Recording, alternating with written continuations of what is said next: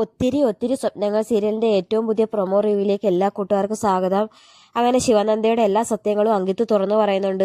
വിവേക് സ്നേഹിക്കുന്നത് വർഷയാണെന്നും വർഷയോടൊത്ത് തനിച്ച് വയനാട്ടിൽ പോകുന്നതിന് വേണ്ടി ശിവനന്ദയെ മനഃപൂർവ്വം വിവേക് ഒഴിവാക്കിയതാണെന്നും ഇനിയെങ്കിലും താൻ ഇത് മനസ്സിലാക്കണം, ചുമ്മാ കോമാളി ആവരുതെന്ന് അങ്കിത്ത് പറഞ്ഞ് മനസ്സിലാക്കുന്നുണ്ട്. അന്നേരം ശിവനന്ദ പറയുന്നുണ്ട്, എന്നെ വസുന്ധര ആന്റിക്ക് കൂടുതൽ ഇഷ്ടമാണ്. വസുന്ധര ആന്റി ആഗ്രഹിക്കുന്നത് ഞാനും വിവേകും കൂടി ഒന്നിക്കുന്നതിനാണെന്ന് ശിവനന്ദ അങ്കിത്തിനോട് പറയുമ്പോൾ അങ്കിത്ത് ചോദിക്കുന്നുണ്ട്, താനിപ്പോൾ ഏത് ലോകത്താണ് ജീവിക്കുന്നത്?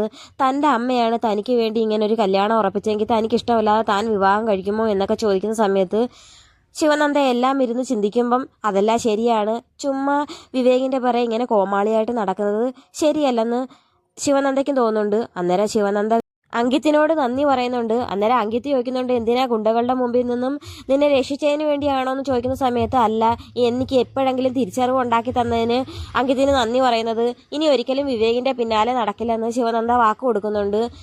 അങ്കിത്തിനാണെങ്കിൽ മുന്നേ ശിവനന്ദ ഇഷ്ടമായിരുന്നു. ശിവനന്ദയാണെങ്കിൽ വിവേകിൻ്റെ പിന്നാലെ നടക്കുന്ന കാരണം അങ്കിത്തിനെ ഒന്നും അത്ര മൈൻഡ് ചെയ്യുന്നില്ലായിരുന്നു. അതുകൊണ്ട് ശിവനന്ദ വിവേകിൻ്റെ പിന്നാലെ നടക്കുന്നത് എത്രയും പെട്ടെന്ന് നിർത്തുന്നത് അങ്കിത്തിൻ്റെയും കൂടി ആവശ്യമായിരുന്നു. അതുകൊണ്ടാണ് അങ്കിത്ത് ഇത്ര പെട്ടെന്ന് ശിവനന്ദയോട് കാര്യങ്ങളെല്ലാം തുറന്നു പറഞ്ഞ് അവളെ മനസ്സിലാക്കുന്നത്.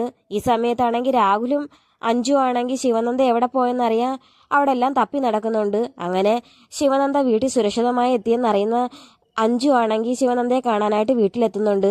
എന്നാൽ വീട്ടിൽ നിൽക്കുന്നില്ല. കാരണം വസുന്ധര ആൻറ്റി കാണുമ്പോൾ വിവേകും വർഷയുടെയും കൂടെ വയനാട്ടിൽ പോയിട്ട് തിരിച്ചു വരണമെങ്കിൽ ഇന്ന് ഇവിടെ തങ്ങിയാൽ ശരിയാവില്ലെന്നും പറഞ്ഞ് അഞ്ജു രാഹുലിനോടൊപ്പം പോകുന്നുണ്ട്. അങ്ങനെ എല്ലാവരും അറിഞ്ഞ് അവരുടെ ഫസ്റ്റ് നൈറ്റൊക്കെ ആഘോഷിക്കുന്നുണ്ട്. ഈ സമയത്ത് രാഹുലും അഞ്ജു നല്ല റൊമാൻറ്റിക്കായിട്ടൊക്കെ നിൽക്കുന്നുണ്ട്.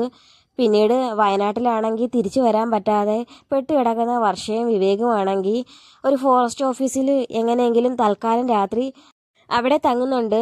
അങ്ങനെ പിറ്റേ ദിവസം രാവിലെ അവിടുത്തെ കുളത്തിലൊക്കെ കുളിച്ച് വർഷ വരുന്ന സമയത്താണെങ്കിൽ വർഷയുടെ തല ഇതുവരെ ചോവിന് തോത്തിയിട്ടില്ല. കൈ വയ്യാത്തത് കാരണം വർഷയ്ക്ക് തലയൊന്നും ചോവിന് തോർത്താൻ സാധിക്കാത്തത് കൊണ്ട് വിവേക് വർഷയെ സഹായിക്കുന്നുണ്ട്.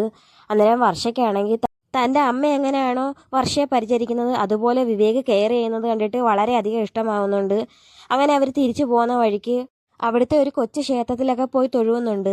ആ സമയത്ത് വിവേക് കണ്ണടച്ച് നിന്ന് പ്രാർത്ഥിക്കുന്നത് കണ്ടിട്ട് വർഷ ചോദിക്കുന്നുണ്ട്, എന്താണ് പ്രാർത്ഥിച്ചതെന്ന് ചോദിക്കുന്ന സമയത്ത് വിവേക് പറയുന്നുണ്ട്, എത്രയും പെട്ടെന്ന് നമ്മുടെ വിവാഹം നടക്കണമെന്നാണ് ഞാൻ ദൈവത്തിനോട് പ്രാർത്ഥിച്ചത്. അതിന് യാതൊരു തടസ്സവും കാണരുതെന്ന് പറയുന്ന സമയത്ത് വർഷയ്ക്ക് വിവേകിൻ്റെ ആത്മാർത്ഥ സ്നേഹം കണ്ടിട്ട് എന്ത് പറയണമെന്നറിയാൻ വയ്യാത്ത അവസ്ഥയിൽ നിൽക്കുന്നതായിട്ടാണ് ഇന്നത്തെ പ്രൊമോയിൽ കാണിക്കുന്നത്. അപ്പോൾ വീഡിയോ ഇഷ്ടമായ ചാനൽ സബ്സ്ക്രൈബ് ചെയ്യാനും സപ്പോർട്ട് ചെയ്യാനും മറക്കല്ലേ കൂട്ടുകാരെ.